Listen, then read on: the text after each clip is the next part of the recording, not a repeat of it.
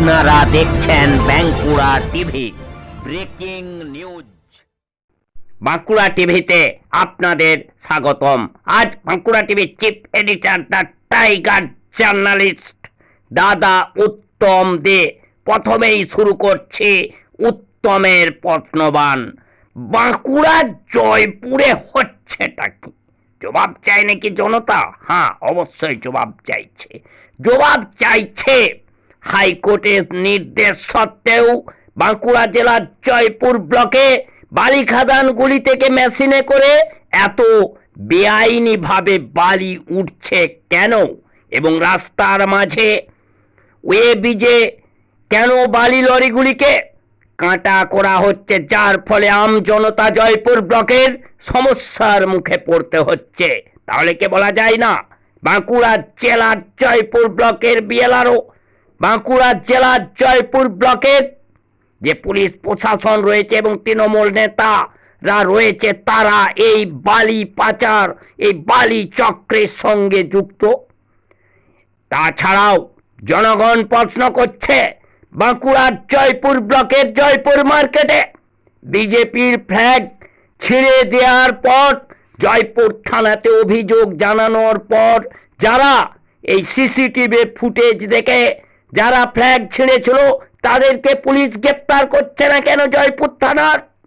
এবং গত 2023-এর পঞ্চায়েত নির্বাচনের যে জেলা পরিষদের ভোট হয়েছিল, সেখানে বাঁকুড়া জেলার জয়পুর ব্লকের বিভিন্ন বুথে যে সমস্ত তৃণমূল দুষ্কৃতীরা দাঁড়িয়ে থেকে ভোট লুট করেছিলেন, তাদেরকে এই 2024-এর লোকসভার ভোটের আগে সেই দুষ্কৃতীদের তৃণমূলের গুন্ডাদের কেন এখনো গ্রেপ্তার করছেন না?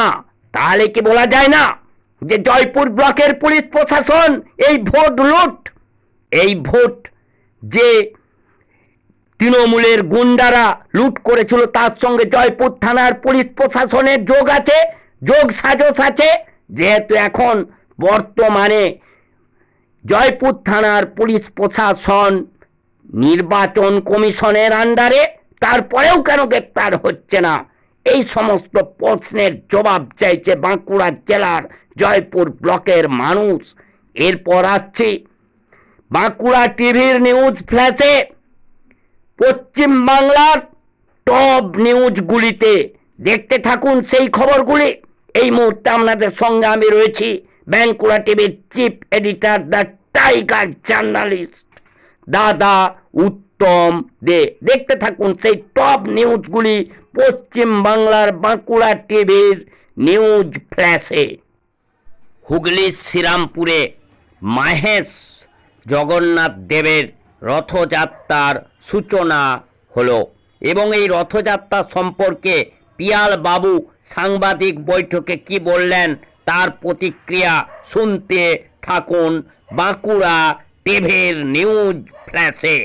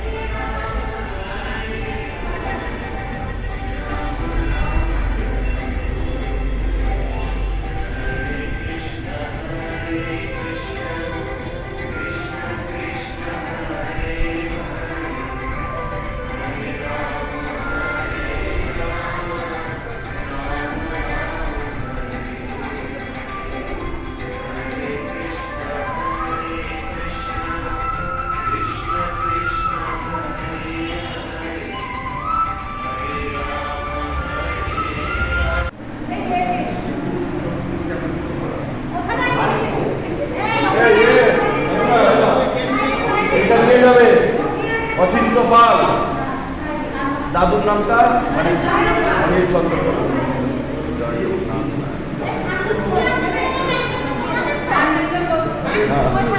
এটা নিয়ে যাও, এনাও ধরো।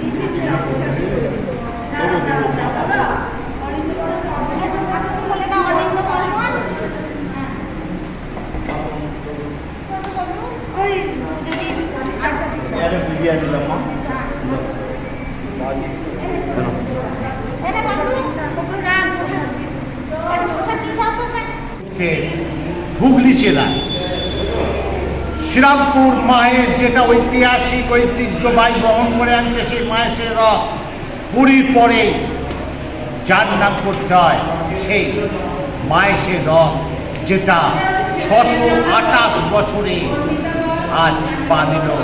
আজ সেই শুভ অক্ষয় তৃতীয়ায় শুভ চন্দন যাত্রা দিয়ে শুরু হলো প্রভু জগন্নাথ, বলরাম এবং বোন সুভদ্রার আরাধনা, ইতিহাস আরাধনা সেই ব্রত আজ সরাসরি সেই মায়েশে জগন্নাথের যিনি পুরোহিত আছে, সেই পিয়াল অধিকারী, যাকে ছাড়া সেই মায়েশে রথযাত্রা সেই চলে না।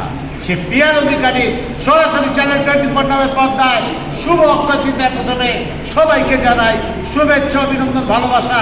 এবং আজ সেই প্রভু জগন্নাথ, বলরাম, সুভদ্রার কাছে জানাই সবার হয়ে মঙ্গল কামনায় চ্যানেল 24 নামের পর্দায় আসুন সরাসরি সেই পুরোহিত মশাই, সে পিয়াল বাবু আমাদের চ্যানেলে আজ শুভ অক্ষয় তৃতীয়া কি বলতে চাইছে একবার সরাসরি শুনে নেব।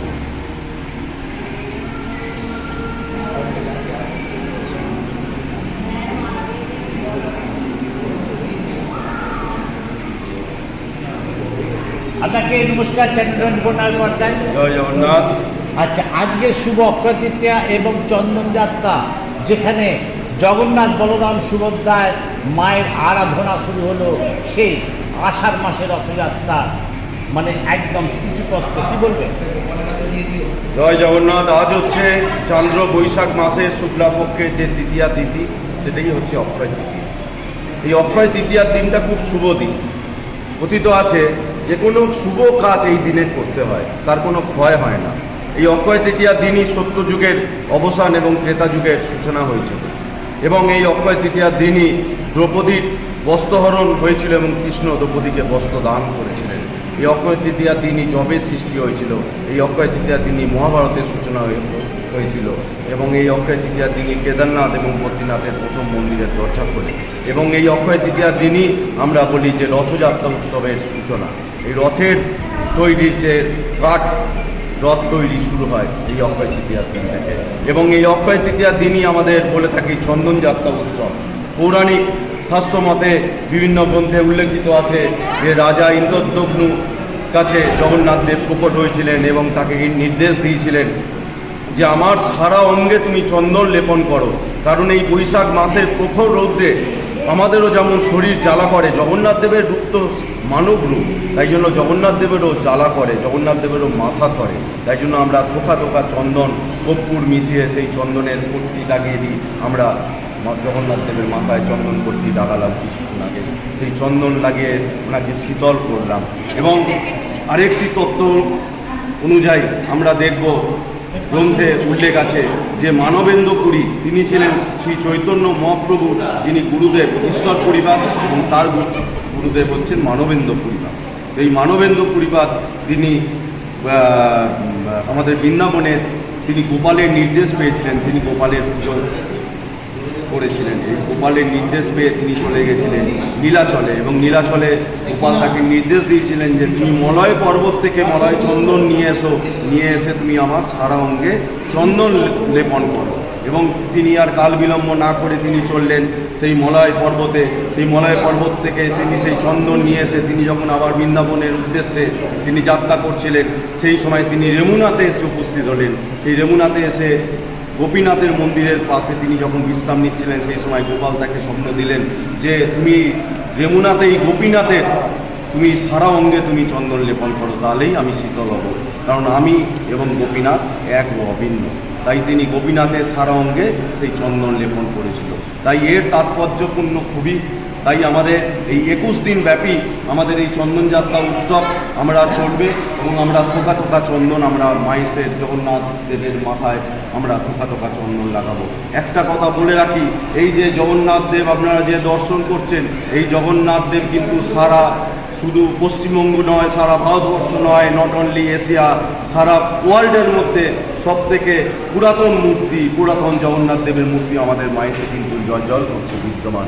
আমাদের কিন্তু অঙ্গরাগ সাধন করা হয়, আমাদের কিন্তু নব কলেবর হয় না, আমাদের নব যৌবন উৎসব হয়। আমাদের মূর্তি কিন্তু সেই একই 628 বছর স্বপ্নাদৃষ্ট দারুণ মূর্তি এখনও পর্যন্ত আমাদের মায়েসে জল করছে বিদ্যমান। এই মায়েসে জগন্নাথ দেবের মূর্তিতে পূজিত করেছেন আমাদের স্বয়ং চৈতন্য মহাপ্রভু, স্বয়ং রামকৃষ্ণ ঠাকুর, মা সারদা, ভক্তকবি গিরিশচন্দ্র, রবীন্দ্রনাথ ঠাকুর। এত অবতারের পদধূলি পড়েছে আমাদের মায়েসের রথযাত্রা উৎসবকে কেন্দ্র করে মায়েসের জগন্নাথ মন্দিরে। এই রথযাত্রা উৎসবে কেন্দ্র করে যে মায়েসের এত অবতারের পদধূলি পড়েছে এই শ্রীপাঠ মায়েসে, তাই আজ আমরা পর্যটন কেন্দ্র হিসেবে আমি পেয়েছি। আমি মাননীয় মুখ্যমন্ত্রীকে আমন্ত্রণ জানিয়েছিলাম 2019 সালে। আমি এই কথাই তুলে ধরেছিলাম যে এত অবতারের পদধূলি পড়েছে আমাদের মায়েসকে আপনাকে দেখতে হবে, এই মায়েসের ঐতিহ্যকে আমাদের বাঁচিয়ে চলতে হবে সামনের দিকে। তো তিনি শুধু কথা শুনেছিলেন না, কথা রেখেছিলেন। তিনি আমাদের মায়েসেতে রথে ওনাকে আমন্ত্রণ জানিয়েছিলাম আমি, উনি এসেছিলেন, উনি পুজো দিয়েছেন এবং রথের রশি টান দিয়েছিলেন এবং সেই দিনই ঘোষণা করেছিলেন মায়েস যেন পর্যটন কেন্দ্র হিসেবে স্বীকৃতি পায়, পর্যটন মানচিত্র পশ্চিমবঙ্গে। তাই সাথে সাথে কাজ শুরু হয়ে গেছিল। খুব সুন্দরভাবে আমাদের মায়েসের জগন্নাথ মন্দির সংস্কার হয়েছে, এখনও কিছু কাজ অবশিষ্ট আছে। আশা করি সেই কাজও খুব দ্রুততার সাথে সুসম্পন্ন হবে। আমি ওনাকে ধন্যবাদ দিয়ে ছোটো করবো না, আমি ওনাকে উন্নীস জানাই যে তিনি এত সুন্দরভাবে আমাদের মায়েসের জগন্নাথ মন্দিরকে সাজিয়ে তুলেছেন। আমাদের এই আগামী 22শে জুন এই টানা 21 দিন ব্যাপী যে চন্দনযাত্রা উৎসব চলবে এবং 42 দিন পরে আমাদের আগামী 22শে জুন সকাল 6:30টার মধ্যে ভারতের প্রধানমন্ত্রী নরেন্দ্র মোদীকে রবীন্দ্রনাথের প্রতিকৃতি উপহার দিলেন ভাটপাড়ার বিধায়ক পবন সিং। উপস্থিত ছিলেন বিজেপির রাজ্য সভাপতি সুকান্ত মজুমদার। সেই খবর দেখতে থাকুন বাঁকুড়া টিভির নিউজ ফ্ল্যাশে, সেই গুরুত্বপূর্ণ খবর দেখতে থাকুন। পবন সিং মহাশয় মোদিজিকে রবীন্দ্রনাথের ফটো দিয়ে সম্মানিত করবেন।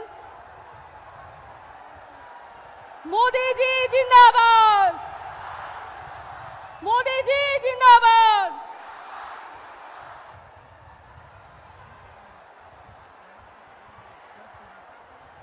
ব্যারাকপুর সাংগঠনিক ভাটপাড়া বিধায়ক পবন সিং মহাশয় মোদিজিকে রবীন্দ্রনাথের ফটো দিয়ে সম্মানিত করবেন। মোদিজি জিন্দাবাদ, মোদিজি জিন্দাবাদ।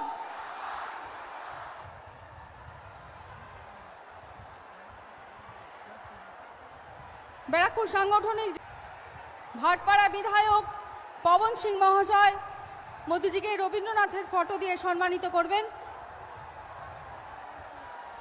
মোদিজি জিন্দাবাদ, মোদিজি জিন্দাবাদ।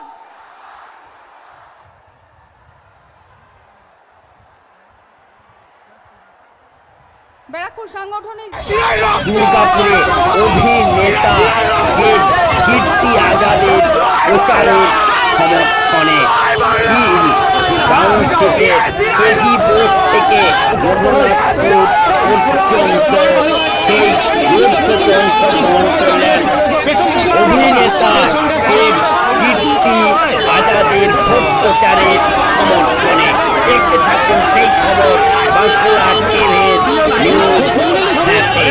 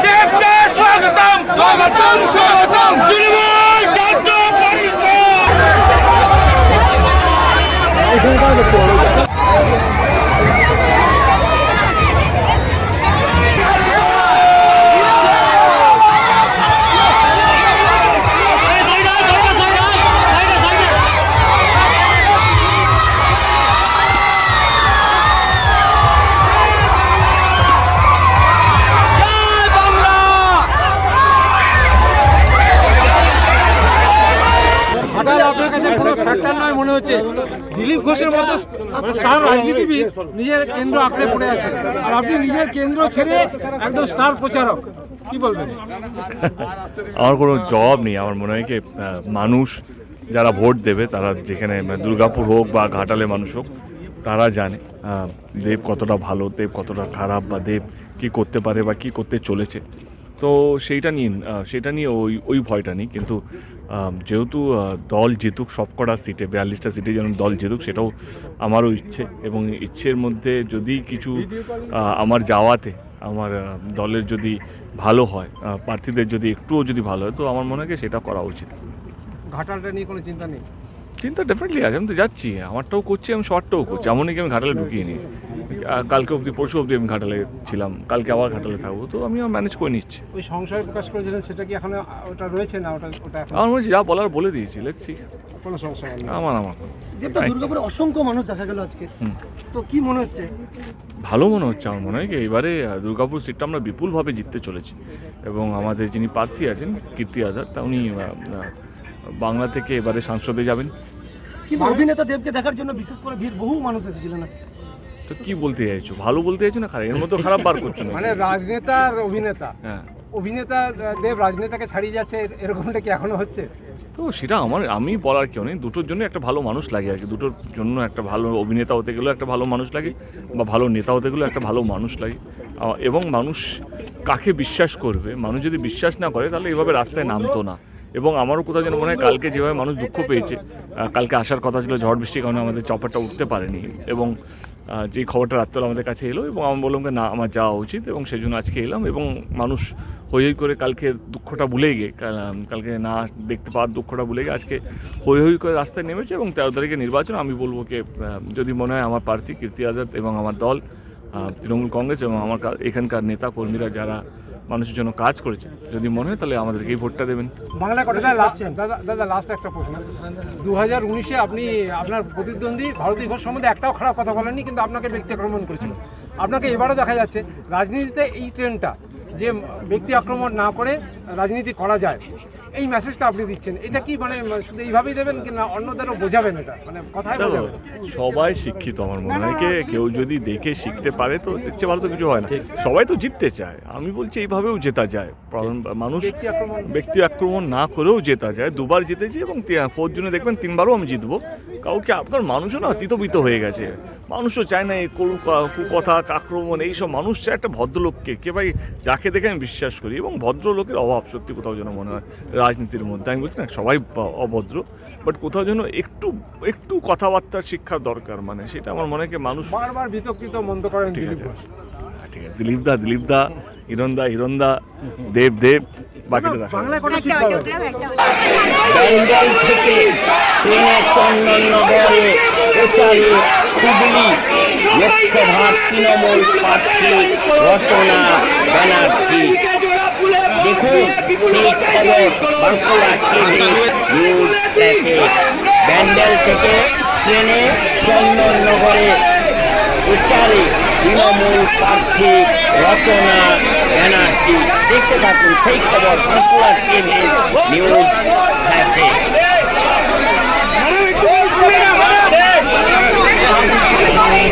ঠিক আছে।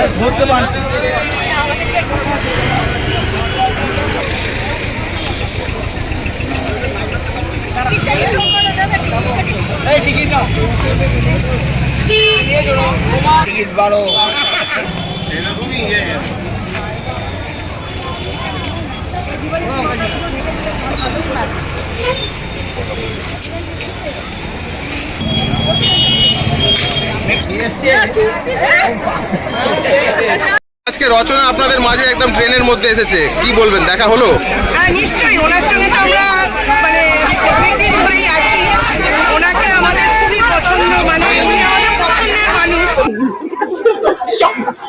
আজকে প্রায় 40-45 দিন হয়ে গেল কাজ করছি, এবং আমার ইচ্ছে ছিল যে সবসময় তো পথে ঘুরছি, একটু ট্রেন যাত্রীদের সাথে দেখা করি। কারণ দেখো, আমি যখন প্রচারে যাই, যারা দৈনন্দিন যাত্রা করে অন্যান্য জায়গায় যান কাজ করতে, তারা তো সবসময় আমার সভায় বা আমার রোড শোতে আসতে পারেন না। তো আমার ইচ্ছে ছিল সবার কাছে পৌঁছানোর, তো তাই জন্য ভাবলাম আজকে ট্রেন সফর করবো, যাতে কিছু মানুষের কাছে হলেও যেতে পারি। চেষ্টা করলাম ওই দৌড়ে দৌড়ে যতটা পারি বিভিন্ন কম্পার্টমেন্টে গিয়ে সবার সঙ্গে দেখা করার, এটা আমার ইচ্ছে ছিল, তাই করলাম। সবার সঙ্গে অ্যাটলিস্ট, তারাও তো নিত্য প্রয়োজনীয় যাত্রী, তাদের পাশেও তাদেরও ইচ্ছে করে দেখা করা, তাই জন্য তাদের কাছে গিয়ে দেখা করে এলাম। লকেট চ্যাটার্জিও ট্রেনে প্রচার করেছে। আমার দেখে এটা করেছে। কেউ কাউকে দেখে কিছু করে দাদা? দেখে করার তো কিছু নেই। ট্রেন যাত্রীরা প্রতিদিন ট্রেনে সফর করছে, তাদের সঙ্গে সর্ব জায়গায় আমরা প্রচারে যাচ্ছি। আমরা রাস্তায় প্রচার করছি, আমরা বাজারে গিয়ে প্রচার করছি, আমরা ট্রেনে উঠেছি, তাতে কি অসুবিধা আছে? সেখানে লকেটে উঠতে পারে, অসুবিধা নেই। আমি গঙ্গা পক্ষে গঙ্গা আরতি করেছি, বা তো সেখানে আমি সেটা আনন্দ করে করেছি। ও ফোটা করে প্রচার করেছি জলের ওপরে, আমরা গঙ্গা আরতি করেছি, গঙ্গাকে শ্রদ্ধা জানিয়ে। সেরকম যে যেরকম ভাবে পারছে করছে। প্যান্ডেল থেকে চুচুড়ো স্টেশন পর্যন্ত ট্রেনে জার্নি, কতটা মানে কি অনুভব? অনেক ভালো লাগলো। ভেন্ডার্সরা যেখানে বসেন, যারা হাওড়াতে মাল টাল নিয়ে যান, তাদের সাথেও কথা বললাম। প্রচুর জিনিসপত্র নিয়ে তারা প্রত্যেকদিন কষ্ট করে যান। স্কুল যাত্রীদের সাথে, কলেজ গার্লসদের সাথে কথা বললাম, তারাও মহিলা কম্পার্টমেন্ট আর কি, সেখানেও কথা বললাম, সেখানেও খুব ভালো লাগলো। সকলে যেখানে একসাথে ওঠেন, ছেলে মেয়ে সবাই একসাথে, সেই কম্পার্টমেন্টে উঠলাম, তাদের সাথে কথা বললাম, যারা অফিস যাচ্ছে। ভালো লাগলো, তারাও খুব খুশি হলেন, কারণ তারা বলছে যে আমরা তো আপনার রোড শোতে সবসময় থাকতে পারি না, আপনি উঠলেন বলে আপনার সাথে দেখা হলো। অনেকদিন পরে হাতের টিকিটটা কতদিন পরে দেখলাম, বাপরে বাপ। ট্রেনের টিকিট অনেকদিন পরে হাতে নিলাম, কিন্তু আমার খুব ভালো লাগে ট্রেন সফর করতে, আমি খুব ভালোবাসি। ট্রেন যাত্রা আমার খুব প্রিয় যাত্রা, কিন্তু রাত্রেবেলা শুতে পারলে আরো বেশি মজা লাগে। ট্রেনে তো যেখানে ঘুরলেন আপনি, ভ্যান্ডার কম্পার্টমেন্ট, সেখানে বেশিরভাগ চাষিরা থাকে, তাদের সাথে আপনি কথা বলছেন? হ্যাঁ, তারা সব কেউ আম নিয়ে যাচ্ছে, কেউ মিষ্টির হাঁড়ি নিয়ে যাচ্ছে, কেউ বড়ি নিয়ে যাচ্ছে, সবার সাথে কথা বলা, সবাই খুব খুশি হয়েছে, সেটা হচ্ছে সব থেকে বড় কথা। মানুষের অভাব অভিযোগ শুনতে মাঝে মধ্যে তুলে ওঠা হবে? নিশ্চয়ই। আপনাদের কি মনে হয় বলুন তো, জিতলে এত কি প্রশ্ন করেন যে জেতার পরে কি করবো, জেতার পরে কি করবো? যেতে পারে অনেক কিছু করবো। আজ সিঙ্গুর বিধানসভার বেগমপুর থেকে রোড শো করলেন হুগলির তৃণমূল প্রার্থী রচনা ব্যানার্জি। উপস্থিত ছিলেন সিঙ্গুরের বিধায়ক বেচারাম মান্না। দেখতে থাকুন সেই খবর বাঁকুড়া টিভির নিউজ ফ্ল্যাশে।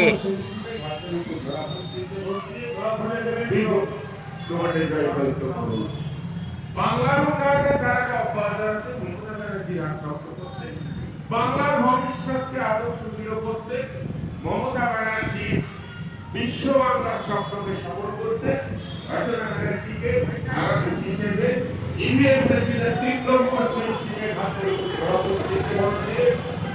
বিপুল ভোটে জয়যুক্ত করুন। তৃণমূল কংগ্রেসের প্রার্থী হয়ে গেছে, আগামী হিসেবে সব জোড়া খুলে দেবেন, সব জোড়া খুলে। চলো চলো আগামী বিশ্বকাপে প্রেসিডেন্ট 3 নম্বর সুইচটিকে হাতের উপর জোড়া ফুল দিতে বসিয়ে জোড়া খুলে দেবেন, তোমাদের জয়যুক্ত করুন।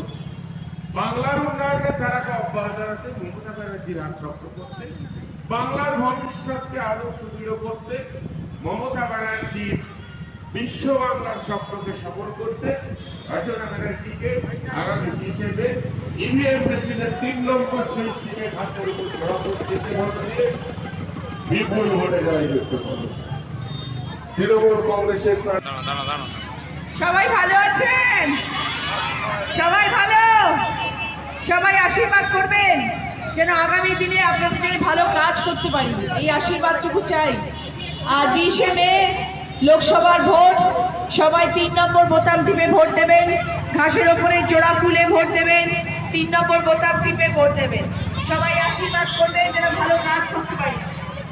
ভালো থাকবেন সবাই, অনেক ভালোবাসা। জয় বাংলা।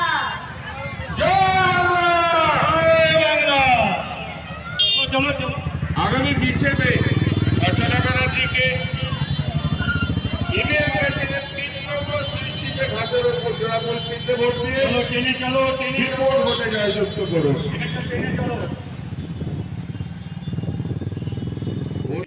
বিষ্ণুপুর লোকসভা কেন্দ্রের তৃণমূল প্রার্থী সুজাতা মণ্ডলের ভিডিও ভাইরাল। সেই অত্যাচারের ভিডিও দেখতে থাকুন। যদিও বাঁকুড়া টিভি এই ভিডিওর কিন্তু সত্যতা যাচাই করেনি। ওই মেয়েটা আবার 2 মাসের গর্ভাবস্থা, কেন ওই মেয়েটা কেমন করলো? ও যে সংসার করতে হয়েছে, কি সংসার করতে হয়েছে, কেমন করে সংসার করতে হয়েছে? সংসার তো নিজেই ভাঙছে, ও তো নিজেই সংসার ভাঙছে, তাহলে কেমন করে সংসার করবে বলো? তাহলে এরপরে তুই তো আরো ভোট পেয়ে মাথায় উঠে গেলে ও আরো পায়ে পায়ে টিপে ধরবে। এই যে ভাত ছড়িয়ে রয়েছে দেখতে পাচ্ছি, এটা কে ছড়িয়েছে? ওই যে সুজাতা মণ্ডল পায়ে করে উল্টে দিয়েছে। কেন হঠাৎ করে এই পরিস্থিতি ঘটালো কেন? ও বরাবর এলো, এসে বলছে বেশ্যা মাগিরা বেশ্যা খানা করছে, তোদেরকে মেরে পাড়ায় দেবো বলে ওইরকম করে বলছে।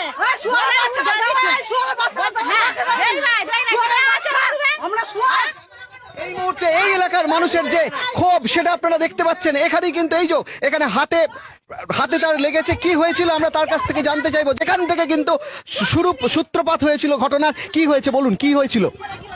আমি ঠিক রান্না করছিলাম, আমাকে সুজাতা মণ্ডল নানা রকম ভাবে মানে হাতকে ঘুরিয়ে ভয় দেখিয়ে দিয়ে আর এমন করে রান্না করছিলাম, ভাতের হাড়িয়ারে ছড়িয়ে দিয়ে চলে গেছে, গালে কান মুতোয় ফোটাস করে চড়িয়ে দিয়ে গেছে। কে চড়িয়েছে? সুজাতা মণ্ডল।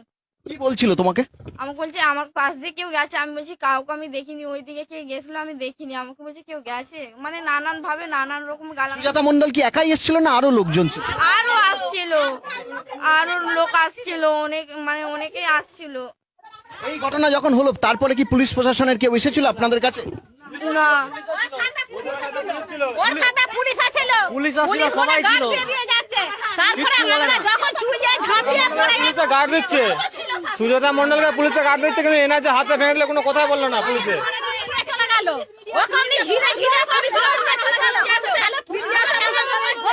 আমাদের এখানে ভোট হচ্ছে, কোনো অশান্তি হয় না, ও একই অশান্তিটা কেন বাঁধালো? আমাদের ভয় করে এরকম বাচ্চা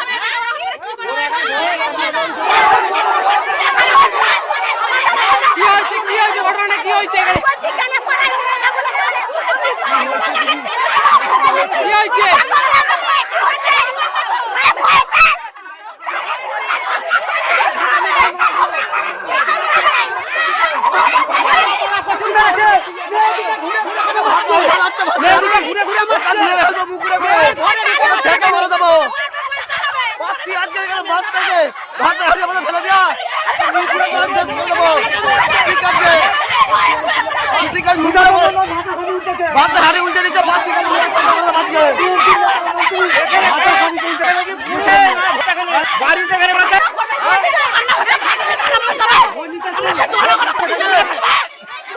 হচ্ছে এইগুলো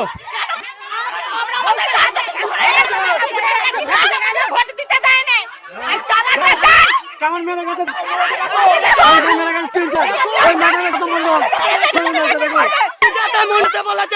সুজা মণ্ডল লোকের বাড়িতে বাচ্চা